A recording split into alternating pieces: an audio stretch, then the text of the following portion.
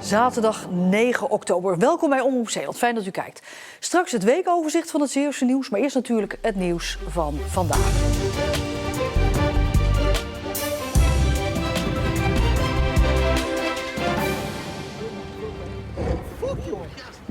Een sportvliegtuigje crashte gisteren aan het einde van de middag in de Westerschelde. Het was onderweg van Antwerpen naar Midden-Zeeland toen het problemen boven zee kreeg. De piloot bleef bijzonder genoeg ongedeerd. Hij heeft natuurlijk er schrik van genomen, want hij is natuurlijk 77 jaar oud. Dus het is niet een leeftijd om dat gauw te vergeten. Maar voor zover wij hem gisteren nog gezien hebben, was alles oké met hem. Het is ook wel wonderbaarlijk dat hij er zo vanaf gekomen is, ja. Slabbekoor moest 2 keer kijken toen hij de melding zag. Ik was thuis in Wemeldingen en ik kreeg een melding op een pieper van luchtvaartuigen in de problemen. Ook voor ons een hele bijzondere melding. Ja, dat is niet iets wat voorkomt. Eigenlijk bij ons nog nooit voorgekomen. Het vliegtuig stortte in de buurt van Ossenisse neer en werd toevallig vastgelegd door Belgische zeilers.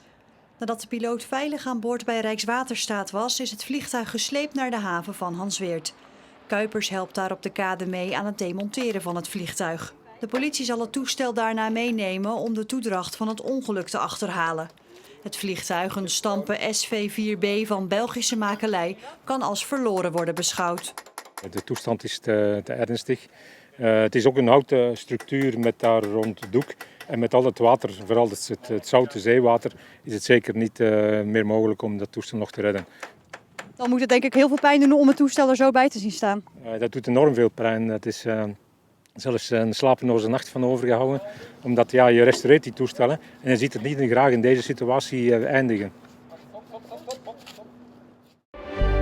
We zijn natuurlijk al heel lang met dit panorama bezig en de ontwikkelingen van de machinefabriek hebben ertoe geleid dat wij plannen gemaakt hebben om in ieder geval iedereen en toch zeker ook het gemeentebestuur van Vlissingen te overtuigen dat we hier in de machinefabriek het panorama moeten blijven vestigen. Daarom heeft Stichting Panorama Walcheren, bekend van de Walcherse vergezichten, aan het college van burgemeester en wethouders hun plan toegelicht. We zouden graag willen dat we hier 3000 vierkante meter op de bovenste verdieping van een van de hallen onder het licht ons panorama zouden kunnen verder volmaken. Zo willen ze naast de beelden van nu ook de beelden van toen creëren. Je kan natuurlijk ook de Slag om de Schelde een keer schilderen. Je kan ook de ontwikkelingen van Vlissingen, Walcheren na 1944 weergeven. Je kunt dat schilderen, je kunt het verbeelden, je kunt dat ook met kleine exposities weergeven. Het gemeentebestuur heeft de plannen in ontvangst genomen en toegezegd deze te gaan bestuderen.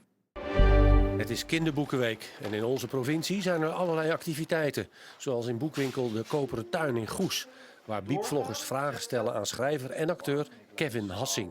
Een biepvlogger is iemand die voor de bibliotheek vlogt, filmpjes maakt zeg maar. En bijvoorbeeld schrijvers interviewt en over activiteiten in de Nieuwe Biep. In de Nieuwe Biep zijn heel veel activiteiten en daar maken wij ook vlogs over. Waarom bent u naast het acteren ook boeken gaan schrijven? Wat voor soort vragen heb je eigenlijk gesteld? Heel verschillende vragen over het verhaal. Dus waar de inspiratie vandaan kwam, maar ook vragen over hemzelf. Dus wat voor hobby's hij had en eigenlijk vragen over van alles.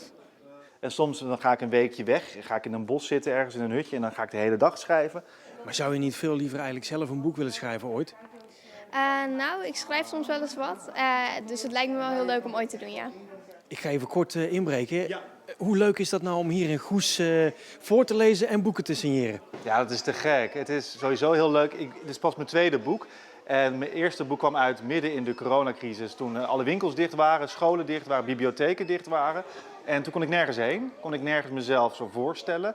En nu wel. En dat is gewoon te gek. En ook om kinderen te spreken die deel 1 gelezen hebben, is gewoon echt te gek. Groene Ster in de witte shirts heeft de eerste zege in de Eredivisie zaalvoetbal te pakken. Hier is het bevrijdende doelpunt in de maak, waardoor de ploeg uit Vlissingen met 5-3 wint van Leekster Eagles uit Groningen. Hussein Bouzambou is de maker van het doelpunt, dat gevierd wordt alsof het kampioenschap binnengehaald is.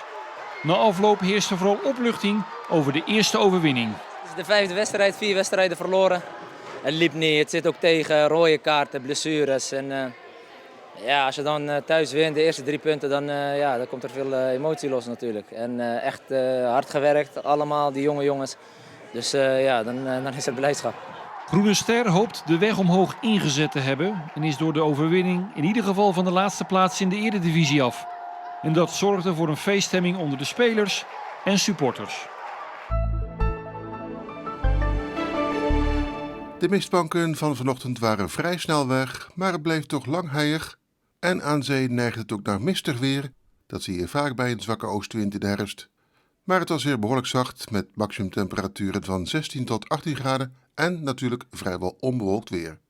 Die zwakke wind die gaat vannacht ook liggen, want de luchtdrukverschillen bij ons worden zeer klein. Dat betekent dat er in de loop van de avond al kans is op mist en vannacht kunnen er veel mistvelden voorkomen.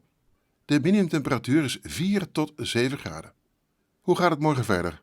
Wel, er is in de ochtend op veel plaatsen mist en er zijn wat wolkenvelden. De mist lost op en morgenmiddag zijn er mooie zonnige perioden bij een zwakke tot matige west- tot noordwestenwind. Maar morgenavond is het bewolkt en van het noordwesten uit is er kans op een beetje regen. Middagtemperatuur morgen rond 16 graden en uiteindelijk windkracht 3 tot 4. Na dit weekend hebben we wisselvallig weer met een matige tot krachtige noordwestenwind. Maandag valt er maar een enkele bui en zijn er vooral ook opklaringen. Maar dinsdag en woensdag is er kans op enkele pittige buien en samen met de wind zal het dan toch vrij koud zijn. En tot zover deze korte Zeeland nu. Zometeen het weekoverzicht met de kustmarathon en de smokkel in gevangenis Torentijd.